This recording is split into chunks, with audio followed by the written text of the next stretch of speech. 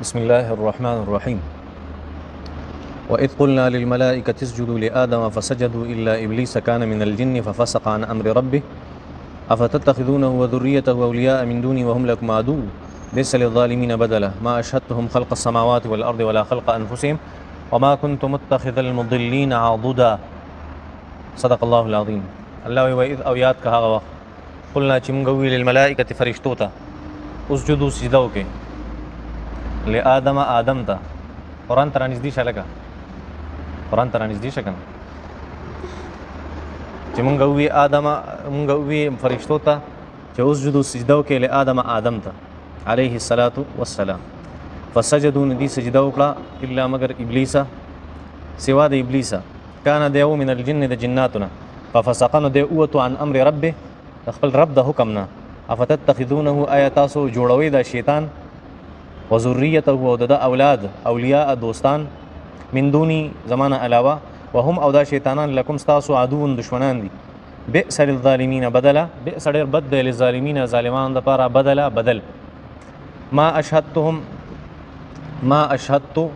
ما ندي حاضر کړي هم دا خلق السماوات د اسمانونو پیدایش ته والارض او د ځمکې پیدایش ته ولا خلق انفسهم او نه د خپل ځان پیدایش ته ولا خلق انفسهم او نه د دې د نفسونو پیدا کول. وما كنت او نه یم زه متخذ المضلین متخذه نیون کې المضلین گمراه لرا عضدا مددگاران عضدا مددگاران. دې آیتونو مبارکو کې الله جل شانه هم هغه مضمون ذکر کوي کوم چې مخکینی آیتونو مبارکو کې خلک شان دي فرق معمولی شل الته الله جل شانه دا فرمایلیو چې دا کافر دا خبره کوي چې صحابه کرام د مجلس نه وباسه ځکه چې دي غریبانان دي نه هم بل سره کینو دي سره مال نشته دولت نشته. نو الته چې په الله کوم رد کو په مخکینی مثالونو کې نو هغه د دې د هغه خبرې ردو چې دی وی چې مال او دولت هغه د دې سره نشته بس مال او دولت دې سره نشته نو دا لرکا دویمه یو خبره دی کړي ونن ول داغي جواب ورغی.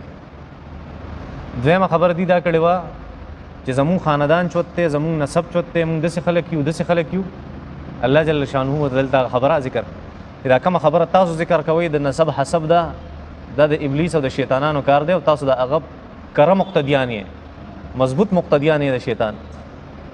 ابي الله جل شانه ذکر کوي چې دې ته سپد ده چې دې د حسب او نسب به همیشه دغه شان دې ته سپد ده چې د دې د مال دولت په همیشه کمال دولت او حسب نسب دا د کامیابی ذریعہ ګرځي چرته نو سبب ولا بدل کم ځکه ټول اختیارات الله یا ما سره نسب او خاندان معموله بدل کم یوا او دغه شان مال دولت په توال اندغه مسلمان لبر کم بیا به صحیح لکه درس خو زما په اختیار کې ادونه غلط چیز وي هغه د کامیابی معیار مگر زوي دا خلاصه د ایتونو مبارکو. نو سوی الله جل شانه واقع شروع کړ د ابلیس او د آدم علیه السلام حالانکه دا واقع هم کې سوزل مونږ ویل دا ورستم را روانه بار به وایو یو واقع چې دوباره چرته تاسو لمخ لراله نو مخ کې چې کومه فائدہ وا هغه فائدہ بدل تنی دلته به یو مستقل جدا فائدې په خپل ځای باندې د یوي واقع چې اخبار بار ذکر کی مستقل فائدې ذکر کی دلته څه فائدہ ده دلته فائدہ ده چې الله جل شانو دې ته خبره کوي چې څنګه ابلیس هغه غلط قیاس کړي او ابلیس دا ویلو چې زه خو د آدم نه بهتر یم دغه شنه کفار مکه تاسو موږ چې موږ د خلکو نه بهتر یو. دا فخر او دا غرور او دا تکبر او دا ترفع ایسن په ابلیس کې دا پتا سو هم دغه شان دي. نو سوی و اذ او یاد کا وقلنا چې موږ ویل للملائکه فرشتو ته چې اسجدوا لآدم چاته سجده وکي آدم ته سجده وکي فسجدوا دی فورا سجده وکړه فرشتو څه چلو فورا سجده وکړه الا ابلیس مگر ابلیس سجده ونه کړه کان من الجن دی او د جناتنا دا شیطان سو کو دا د جناتونو دا یو درې مختلف مذاهب دي د خلکو چې خلک تللی دي په دې باندې چې آیا دا شیطان دا د کم نسب سړی دی کم ذات والے نو سو کوئی د امت یو ډله داسې هم تېره شوې ده چې هغوی وایي دا د فرشتو د ذات نه او په امت کې داسې ډله هم تېره شوې ده چې هغه څه وایي چې دا یو مستقل څیز مستقل ذات بس جدا څیز دی شیطان یو جدا څیز دی او د امت یو ډله دا ده چې هغه دا وایي چې دا شیطان دا د جناتو د نسل نه دی چا د نسل اکثر امت هم په دې اخیری رائے باندې دي چې شیطان څه دی؟ شیطان د جناتو نه دی. او دلته الله واضح او فرمایل کان من الجن، شیطان څه دی؟ دا د جناتو نه دی. او دغه زمونږ هم مسله ده چې مونږ هم دغه شانتي وایو دا په جنات. مخکې مې د تاریخ ذکر کړو، بیا د صرف اشارتن یو خبره کوم چې شیطان، ابلیس، جنات دا ټول یو نسل دی. څه دی؟ دا الله جل شانو د اور نه یو مخلوق پیدا کړی دی. نو د اور نه چې کوم مخلوق پیدا کړی دی نو هغه په دوه تقسیم کړی دی. څنګه چې د خاور نه یو مخلوق پیدا کړی دی انسان، نو هغه بیا دوه ټوټې کړی دی. یو ته کافر ویلي غیر مسلم، یو ته مسلمان ویلي، یو ته فرمان بردار، یو ته نافرمانه. دغه شانتي چې کوم الله د اور نه مخلوق پیدا کړي هغه په دوه قسم دي. یو هغه چې فرمان بردار دي، یو هغه چې نافرمان دي. چې کوم فرمان بردار دي هغه ته جنات وایي. څه ته وایي؟ جنات ته وایي. موږ ته پیریان وایو. او چې کوم په هغه کې نافرمان دي او سرکش قوم دي هغه ته څه ویل شي؟ هغه ته شیاطین ویل شي. او د شیطانانو په لحاظ سره چې څوک مشر دی هغه ته ابلیس وایي. پوهیږي؟ شیطانانو چې په لحاظ سره مشر دی دا غي سیاسي سرګرمۍ کې هغه ته څه ویل شي؟ ابلیس. او زمونږ چې څنګه آدم دی علیه السلام د انسانانو دغه شان د هغې په پلارانو کې لومبی پلار هغه جان دی. څوکه؟ خلق الانسان من صلصال کالفخار وخلق الجان من مارج من نار. الله سورة رحمان کې هغه تذکره کړې. نو څنګه چې زمونږ آدم دی د هغې څه دی؟ جان دی. خبره اسانه جان ټکي هغه به تاسو نه هېرېږي. جان ټکي هغه به تاسو نه هېرېږي. دا خو ډېر خوږ لفظ دی. جان وښکته او جان وبره او جان داسې او جان داسې داسې نه امیر صاحب صحیح. الله جل شانو صفا وفرمایل کان من الجن، دا داسې شي نه دی، الجناتو نه دی. نو دا ځان له یو جدا مسله ده چې دا درې اقوال مې ته مختلف پیش کړل. نور هم پکې اقوال دي چې دا د کم نسل سړی دی، دا شیطان ابلیس دا د کم نسل دی. نو ډېر یو تفصیلي مسله ده، یو اختلافي مسله ده او ډېره زیاته خصوصا د ګرامر د عربۍ چې کوم ګرامر دی هغه چې قرآن کې کوم ذکر شوی دی نو د هغه ګرامر نه معلومیږي چې دا شیطان دا د ملایکو د جنس نه و. داسې شي نه؟ لکه دلته څه وایي الله جل شانه چې تمام ملایکو سجده وکړه ونه کړه، سوري تمام ملایکو سجده وکړه الا ابلیس. نو دا الا استثناء کړی ده که نه؟ دا ابلیس یې جدا کړی د چا نه؟ د فرشتو نه. نو دې ته استثناء وایي. څه ورته وایي؟ استثناء. د استثناء د شیطان یې کړی د فرشتو نه. د استثناء د فرشتو نه په هغه وخت کې درست دی چې دا شیطان د هغې د جنس وي. دا د عربیت یو قانون دی او دغې نه معلومیږي چې داسې ده. ولا موږ ته وایي داسې مسله نه ده. شیطان چې الله جل شانو د دین جدا کوي یو وجه وه. دا شیطان اصل کې دې سره په مجلس کې اوسېدو نو د هغې په بنیاد باندې الله جل شانو دا مجلس ته وجې نه دا استثناء ذکر کړه. چونکې د هغې ښه مجلس کې و دی چونکې جدا شو نو ځکه وایي الا ابلیس. خبره اسانه ده ګران؟ اسانه ده خبره. نو اسې دا منځ کې بیا ورننوځم دې خبرې ته ځان وباسم بیا ورته راځم. الا ابلیس مګر چې کان من الجن، ځکه دلته الله نص ذکر کړی نو بیا عربي قانون مانون هغه به مونږ شاته ګزارو. ځکه الله صفا وفرمایل کان من الجن، دی د چا نه؟ دی د جناتو نه. نو ففسق عن امر ربي، ففسق فاسق پیژنې که نه؟ د الله جل شانو د حد نه چې تجاوز کوي او اوړي د باونډري کراس کوي هغه فاسق وایي. نو ففسق دی ووتو، د شیطان ووتو عن امر ربه، د خپل رب د حکم د دایرې نه. کومه دایره ورته هغه راښکلې وایي سجده وکړه، سجده وکړه او سجدې ونه کړه نو دی څه ووت؟ د هغې دایرې نه ووتو. نو ففسق عن امر ربه دی د الله جل شانو د حکم نه ووت. یو فلسفه درته ذکر کوم نه دی ځای کې، ډېره ناشنا ده، ډېره عجیبه فلسفه. د الله جل شانو حکم چې کله راشي که نه نو د انسانانو دوه قسمه جوړ شي. څو قسمه؟ دوه قسمه. یو هغه چې تابعدار یو هغه چې تابعدار نه وي. هغه چې کوم تابعدار نه وي هغه غوزار که صرف هغه راچوت که چې کوم تابعدار دي. په دې تابعدارو خلکو کې هم دوه قسمه وي. یو هغه چې د الله حکم مني او تر هغې پورې مني چې څو پورې پکې د عزت وي، تر هغې پورې مني چې څو پورې د مفادات وي. او یو هغه چې هر وخت کې که د نقصان یو که د فایدې خو د الله حکم مني. نو هغه انسان دغه د پیغمبرانو خوی دی چې په هر وخت کې دی الله جل شانو ته خپل ځان پیش کړی که زما نقصان دی، که زما فایده ده، که زما عزت دی، که زما بېعزتي ده، که زما پروتوکول دی او شهرت دی، که زما بدنامي ده. خو په هر حالت کې چې د خپل ځان وسپارو الله جل شانو ته دا چا کار دی؟ د انبیاء کرامو کار دی. او کله او دویم قسم هغه چې د الله حکم راشي او دی ګوري چې کوم ځای کې فایده شته هلته والی، کوم ځای کې فایده نشته اوله. دا د ابلیس او د شیطان کار دی. لکه دلته وګوره د شیطان فایده دلته څه وه؟ شیطان اوسه پورې تمامې خبرې منلې، خو چې کله د عزت نفس خبر راله تاسو ته مخکې ما ویلو چې الله جل شانه د خپل مخلوق امتحان په هغې څه کالي که نه کم امتحان دپاره چې دی قابل وي. پوهېږې په دې باندې انسان کې چې کوم صلاحیت وي خو د هغې امتحان باندې تاسو ته مخکې ما ویلو یو انسان دی هغه پی ایچ ډي والی دی. هغه نه چې څوک اګزام ولي امتحان دی ولي نو پی ایچ ډي په لیول بالي که نرسرۍ په لیول بالي؟ پی ایچ ډي په لیول بالي.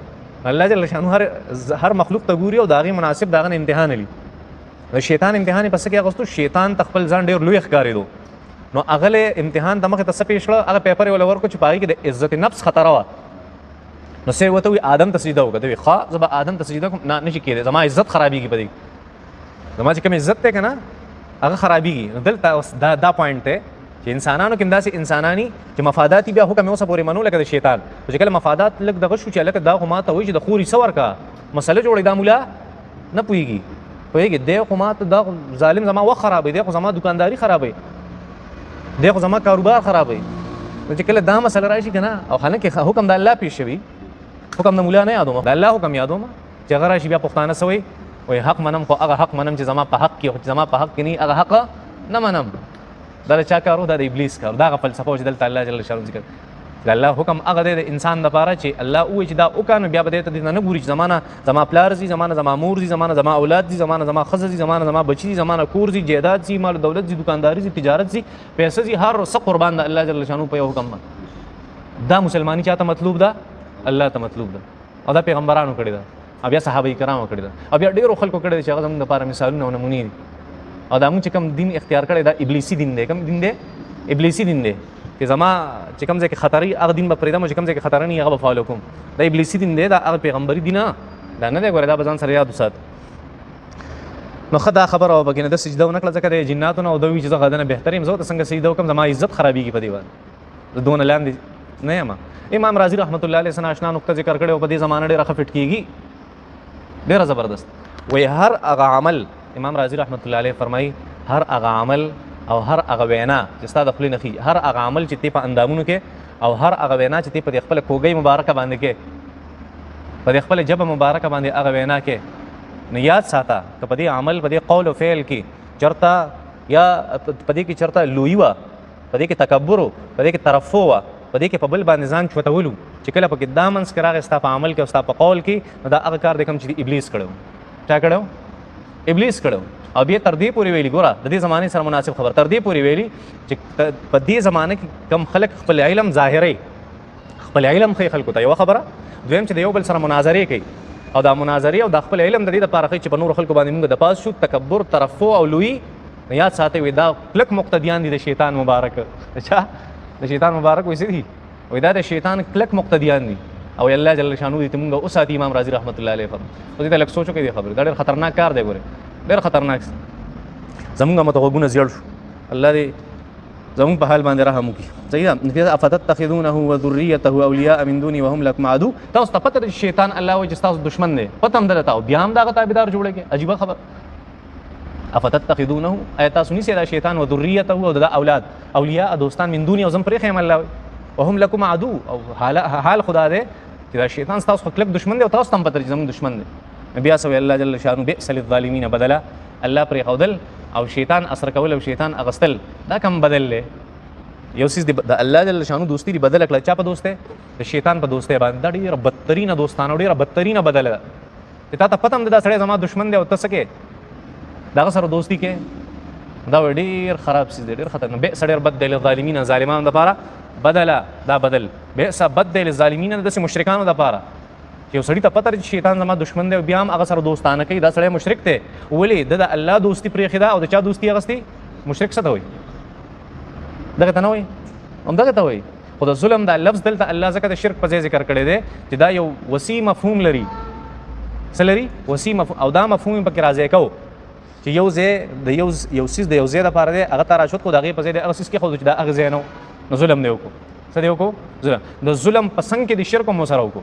او دواړه معنی الله جل شانه راځي کړي، ځکه دا ظلم لفظ ذکر کوي. تاسو بار بار ځین چې ظلم څه ته وایي؟ شرک ته وایي. ظلم څه ته وایي؟ شرک ته وایي. ما اشهدتهم خلق السماوات والارض ولا خلق انفسهم وما كنت متخذ المضلين عضدا. دا خو مخکې آیت مبارکه کې دا ذکر شو.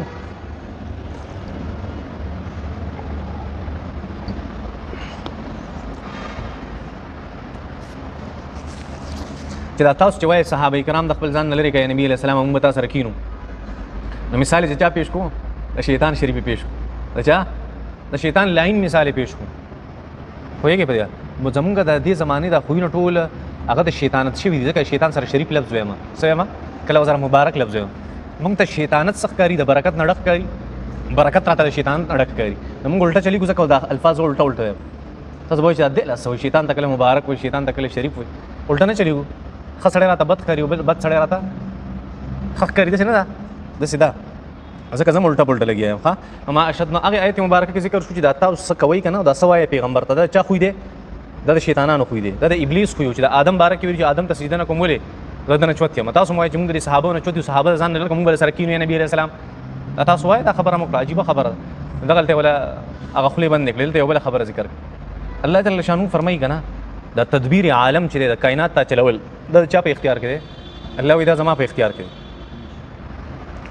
زه د سینې شم کوله چې دې کافرونو د اعمال والما کافر ته جستاسو د اعمال والما صحابه له ورکو د سینې شم کوله زستاسو نستاو د حسب او نسب دا والما او چاله ورکما دا د صحابه کرام له ورکم د سینې شم کوله نو چې د څه کوله شم کنه دا قسمت او دا اختیار د تاسو په لاس کې کې زما په لاس کې الله جل شانو فرمایي ټول وی چې دا سه راستا په اختیار کې سره ستا په اختیار کې دویمه خبره را روانه زمانه چې کم دا هغه قسمت چې څوک لیکون کې دی هغه تدبیر کوون کې دی هغه سچ تقدیر دی هغه مقرر هغه څوک مقرر هغه الله جل شانو فرمایي ما چې د ازمکه اسمانونو جوړول او ما چې د قسمتونو لیکل په دا کافر ما سره تناسو جوړي چې دی د را روانه زماني فیصله د هغه سوچم کوي دی دا وایي چې دا ځان لري دا خلک نه دي دا بیکار خلک دي غریبانان خلک دی وباسه او دې ته سپدې سبا دې صحابه سره سکو او هغه بیا او خو د دنیا ته الله جل شانو صحابه کرام سره الله سو هغه چې سوپر پاور د هغه تخت او تاج راوستو دا غریب صحابي په خپل کې ورځول الله جل آی لرکه په دې سره دا دنیا ده د سلمان فارسی کوم ته سړی دا هغه په قدمونو کې ورځو